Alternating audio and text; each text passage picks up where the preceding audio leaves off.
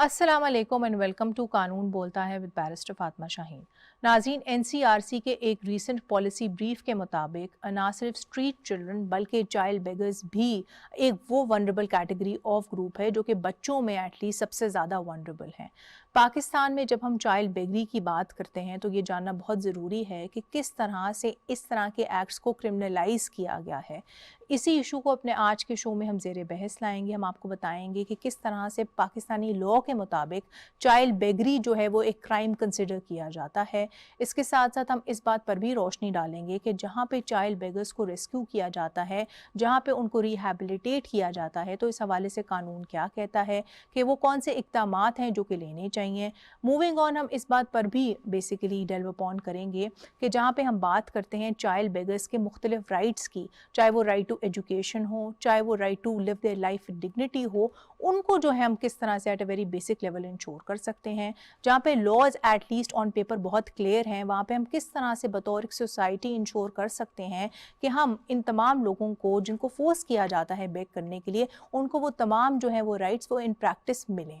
इन तमाम इशूज़ पे बात होगी और इन पे बात करने के लिए मेरे साथ स्टूडियो में मौजूद हैं डॉक्टर नईम ज़फ़र साहब जो कि चाइल्ड राइट्स एक्टिविस्ट हैं। अस्सलाम वालेकुम sir, welcome to the show.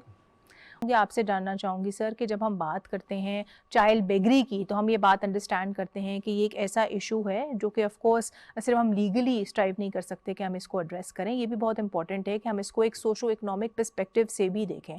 तो आप क्या समझते हैं सर बतौर एक चाइल्ड राइट्स एक्टिविस्ट कि वो कौन से फैक्टर्स हैं जो कि ड्राइव करते हैं चाइल्ड बेगरी को? असल में चाइल्ड बेगरी अकेला फिनोमेना नहीं है, ये एक हमारा कल्चरल इशू है। क्योंकि हमने शुरू से जब से आंख खोली हम ये देखते हैं कि लोगों को देना बड़ी अच्छी चीज़ है। सो हम कुदरती तौर पे हमारा मुआशरा दो हिस्सों में बट गया, एक देने वाले और एक लेने वाले।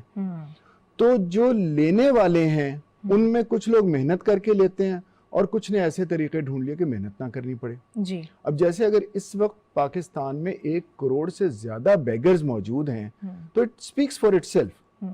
हमारा खैर बहरहाल जो काम है बच्चों के हवाले से अगर हम बात करें तो बेगरी बड़ों में भी बुरी है, लेकिन बच्चों में तो फिर वो बहुत ही ज्यादा नुकसानदेह है। बिल्कुल सर, बिकॉज फिर बेगरी तो एक ऐसी चीज़ है जो उनके चाइल्डहुड से भी उनको डिप्राइव कर देती है। और सबसे बड़ी वजह जो सामने आती है वो फॉर ऑब्वियस रीजंस गुर्बत ही होती है जो कि उनको फोर्स करती है कि वो बेग करें। तो जहाँ पे हम बात करें उन ट्रिगरिंग फैक्टर्स की, आपको क्या लगता है कि पॉवर्टी के अलावा और वो कौन से ट्रिगर्स हैं जो कि लोगों को फोर्स करते हैं बेग करने के लिए? बिकॉज कोई भी अपनी मर्जी से तो नहीं करना चाहता।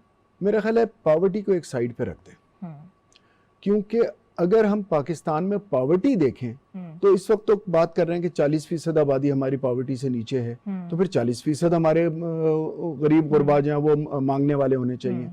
There are definitely other factors. बिल्कुल जी। और उन अदर फैक्टर्स में जो सबसे ज्यादा हम देखते हैं वो है अगेन द टेंडेंसी कि इजी मनी आसानी से मिल जाती है और कोई रोक टोक नहीं है। जिस तरह अभी मिक़दाद साहब ने कहा कवानीन मौजूद हैं।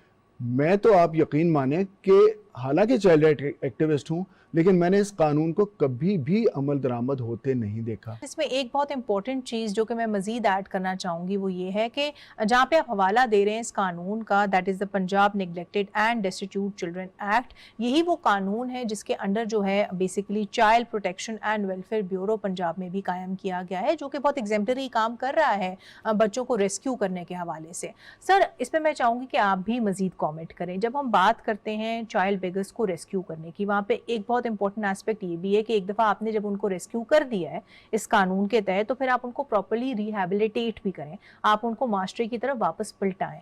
आपको याद होगा कुछ साल पहले 2018 में सिंध गवर्नमेंट ने भी ये इनिशिएटिव बड़े एक्टिवली शुरू किया था, लेकिन उसमें भी फिर प्रैक्टिकल प्रॉब्लम जो सामने आ रही थी वो ये थी कि आपको थोड़े टाइम बाद फिर बच्चों को छोड़ना पड़ रहा था बेसिकली, और रिहैबिलिटेशन में जो है वहाँ पे इशूज आ रहे थे सामने। तो हम किस तरह से इंश्योर कर सकते हैं कि उनकी रिहैबिलिटेशन जो है उसको यकीनी बनाया जाए?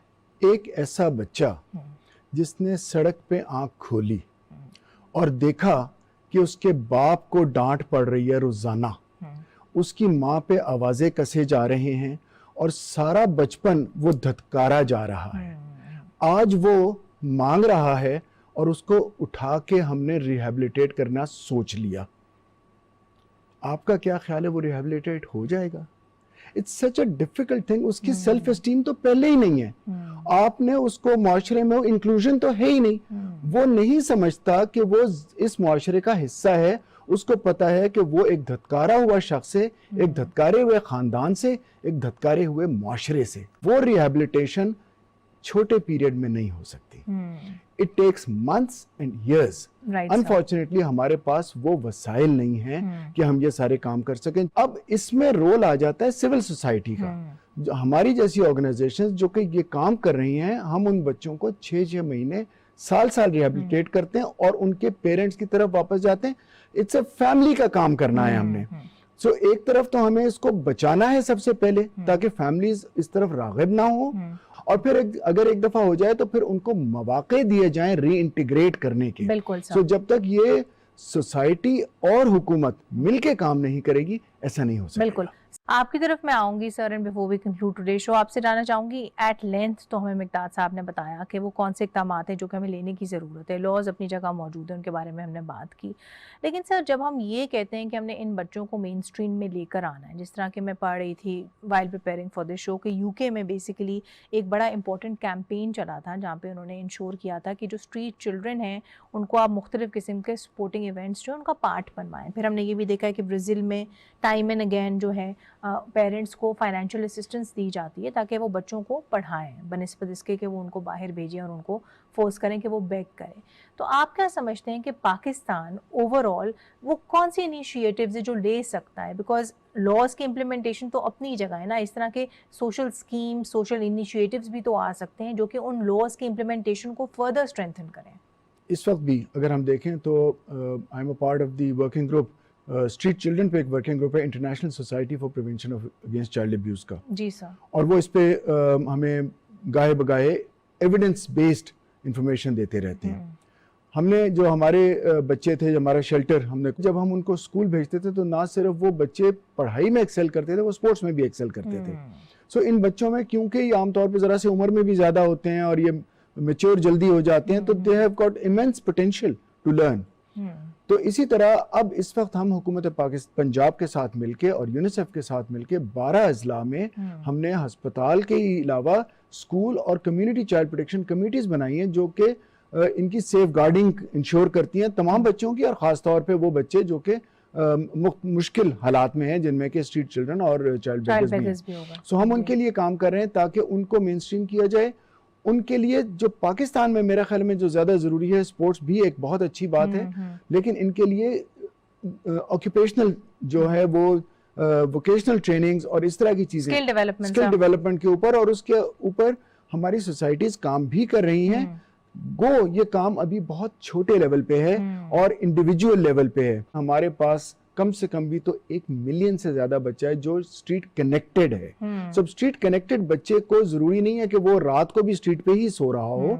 अगर वो दिन में एक बेशतर हिस्सा अपनी स्ट्रीट पे गुजार रहा है और बेगरी में इन्वॉल्व है या छोटे मोटे काम काज में जिसमें कि अक्सर वो फूल बेच रहा है या कुछ बेच रहा है, तो उन लोगों के लिए हमारे पास बेहतर स्किल्स बनाने की कोशिश होनी चाहिए। टेफ्टा और जो हमारी सोशल प्रोटेक्शन अथॉरिटीज हैं, इनको ज्यादा एक्टिवली एनजीओज के साथ और सिविल सोसाइटी के साथ मिलके काम करना चाहिए। और वो हम छोटे पैमाने पे मैं कहूँगा हम अभी कर रहे हैं, लेकिन इस चीज को बड़ा करने की जरूरत है। और आपके थ्रू जिस तरह माशाल्लाह मैं इस प्रोग्राम की दाद दूंगा कि आप ये पैगाम फैला रहे हैं, इसी तरह लोगों में ये पैगाम फैलना चाहिए कि जरूरत ये नहीं है कि आप इस तरह दें, जरूरत यह है कि आप इस तरह उठाएं।